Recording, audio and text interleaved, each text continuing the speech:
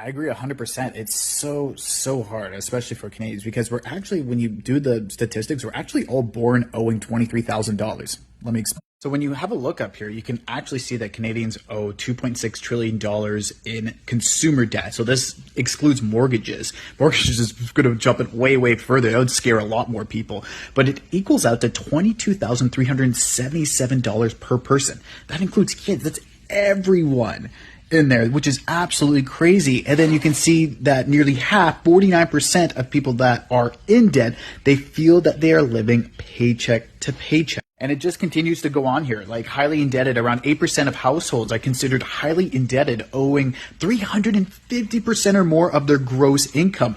Insolvency risk, like roughly 41% of all Canadians report being $200 or less away from financial insolvency. That is maddening. And then rising debt levels, nearly half, 46% of Canadians with debt report an increase in debt levels in the past year. So almost half the people that are in debt actually get into even more debt. Nuts, man, nuts. And 37% of all Canadians feel overwhelmed by their financial burden. That's a lot of people operating at a scarcity mindset. So what can we do to kind of solve this? Like, you need to start learning some high income skills. You have to think very creatively. What worked for us maybe 10, 20, 30 years ago is not going to get you out of this hole today. You got to be able to stop spending. Some people have to live a little bit more below their means a little bit, which sucks. But also look at traveling and becoming remote. Like, for a lot of people, they're like, oh, it's expensive to travel, it's expensive to live abroad.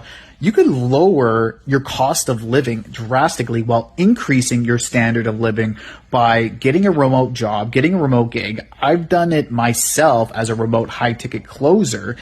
Why can't you be able to do that yourself? And it's really crazy to me that so many Canadians like, oh, I'm in a debt, like, oh, I'm going to continue to cycle and keep doing the things that got me into debt, which is really just like super asinine. But yeah, man, like people, especially Canadians, they should be starting to look for work in, like, say, the United States or in Europe, like getting paid in euros, US dollars, much better than their own Canadian currency, because that's going to boost up what you make your take home by 30 to 50% on average. So yeah, it's pretty rough out there, especially in Canada.